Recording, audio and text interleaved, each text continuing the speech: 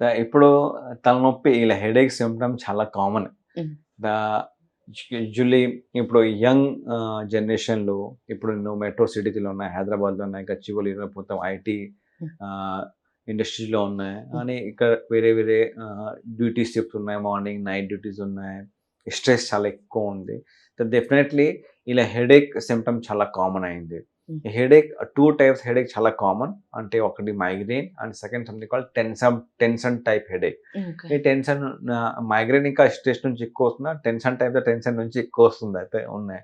But migraine అంటే మైగ్రేన్‌కి symptoms ఏంటి? హ్మ్. ఇలా ఇలా వేరే హెడేక్ నుంచి ఎట్లా డిఫరెన్షియేట్ చేయాలి? సింప్టమ్స్ మైగ్రేన్ అంటే చెప్పండి. మైగ్రేన్ అంటే టెన్షన్ టైప్‌లో మొత్తం తలనొప్పొస్తుంది. మైగ్రేన్‌ల ఒక్క సైడ్‌కి కుడి సైడ్‌కి ఎడమ ఎడమ ఒక సైడ్‌కి తలనొప్పొస్తుంది. అప్పుడప్పుడు మైగ్రేన్ పేషెంట్ ఇంకా మొత్తం తలనొప్పి ఉంటుంది. బట్ ఇలా స్పెసిఫికల్లీ క్యారెక్టరిస్టిక్‌లీ ఒక్క సైడ్‌కి తలనొప్పొస్తుంది. తర్వాత ఎక్కువ లైట్ గాని, హ్మ్. ఎక్కువ సౌండ్స్ ఉన్నాయి, ట్రాఫిక్ సౌండ్స్ ఉన్నాయి, ఎక్కువ స్ట్రాంగ్ స్మెల్ నుంచి కొద్దిగా ఇలా తలనొప్పి ఎక్కువ ఎకరాబెట్టి వస్తుంది. తొందరగా రియాక్ట్ అయిపోతారు ఇదే వాళ్ళు. కాకుండా దానిపైన ఇలా ఈ మైగ్రేన్ ప్రాబ్లమ్ చాలా ఫీమేల్స్‌కి చాలా కామన్స్ ఉన్నాయి. ఎందుకు? Okay. Because of hormone change దానికి. ఓకే. దానికి పీరియడ్ టైమ్‌కి ఇంకా తలనొప్పి ఎక్కువొస్తుంది. That is called catamenial migraine. Period టైమ్‌కి బాడీలో హార్మోన్ చేంజ్ దానికోసం మైగ్రేన్ ఎక్కువొస్తుంది. తర్వాత తలస్నానం ఓకే. తర్వాత అప్పుడప్పుడు కొంతమందికొస్తూ ఉంటుంది. కొంతమందికొస్తుంది తలనొప్పి.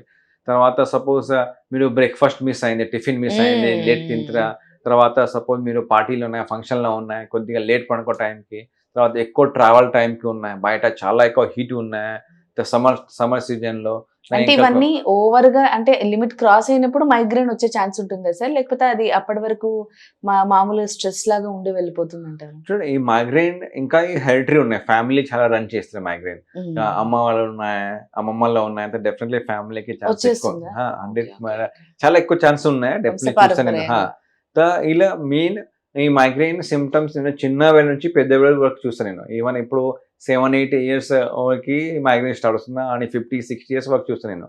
ఎందుకో ఒకటి డెఫినెట్‌లీ మీరు చెప్పారు స్ట్రెస్ కారణం ఉన్నాయి.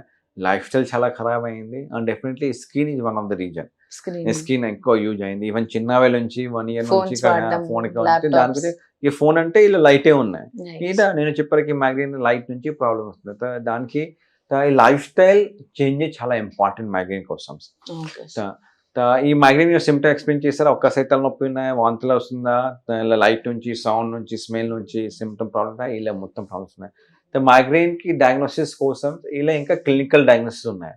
కొన్ని కొన్ని పేషెంట్‌కి జస్ట్ సమాధానం కోసం నేను స్కాన్ చేస్తా. బట్ మైగ్రేన్ కోసం స్కాన్‌కి అవసరం లేదు. అవసరం లేదు. అవసరం లేదు. ఓన్లీ మామూలుగా మెడికేషన్ సరిపోతుందా సార్? క్లినికల్ హిస్టరీ నుంచి ఐడియా వస్తాయి మైగ్రేన్ సిమ్టమ్స్ ఉన్నాయి. ఓకే. మైగ్రేన్‌కి ఇప్పుడు వేరే మైగ్రేన్ నుంచి ఒక్కసారి తలనొప్పి స్టార్ట్ అయింది. మీరు ఆఫీస్‌లో ఉన్నా ఏమైనా పని చేయలేక కొద్దిగా కష్టం వస్తుందా? మీరు ఫంక్షన్‌లోనే పని చేయక కష్టం వస్తుందా? Migraine is a very disability function. ఇక డిసెబిలిటీ బయట నుంచి డిసెబిలిటీ బట్ ఇలా డెఫినెట్‌లీ ఫంక్షనల్ డిసెబిలిటీస్ ఉన్నాయి. హ్మ్. ఇలా కొద్దిగా లీవ్ తీసుకున్న తర్వాత ఇలా జాబ్ లాస్ వస్తున్నాయి, ఇలా ప్రాబ్లమ్స్ వస్తున్నాయి. దానికి మైగ్రేన్ కోసం లైఫ్ స్టైల్ చేంజ్ చాలా ఇంపార్టెంట్. హ్మ్. ఫస్ట్ లైఫ్ స్టైల్ కోసం వేరే వేరే మెడికేషన్స్ ఉన్నాయి. That's called pharmacology medications. ఇలా మెడికేషన్ తీసుకోవాలి.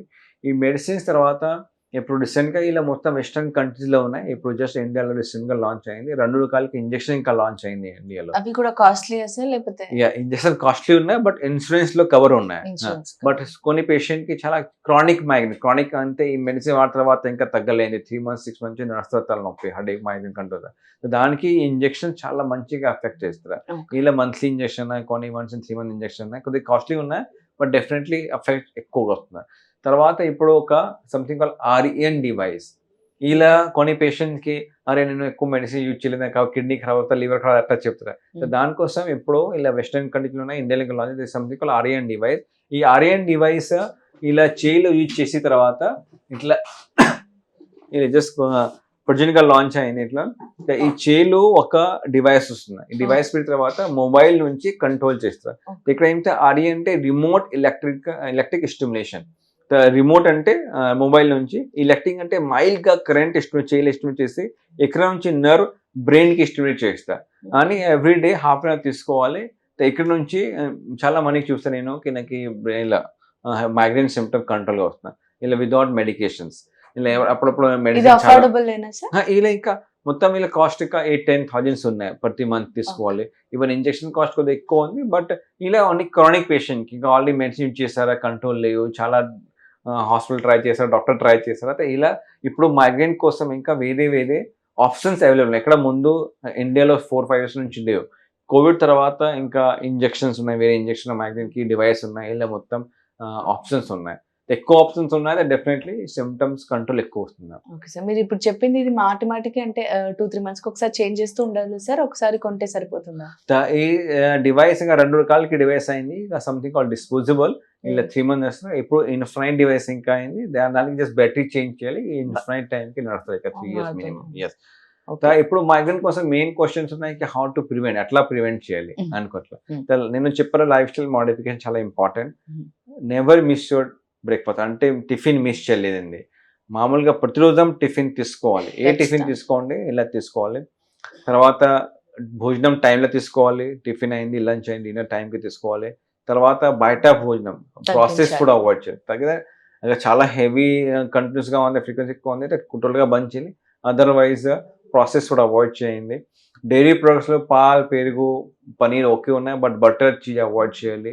మటన్లో మీరు మీట్ ప్రొడక్ట్స్లో definite red meats, liver, kidney avoid చేయాలి. ఆల్కహాల్ అవాయిడ్ చేయాలి. ఆల్కహాల్ స్మోకింగ్ నుంచి మైగ్రేన్ ట్రిగర్ వస్తుందా. తర్వాత రా ఆనియన్, రా లెమన్స్ ఉన్నాయా అని చాలా స్పైసీ ఫుడ్ నుంచి ఇలా ట్రిగర్ వస్తుందా.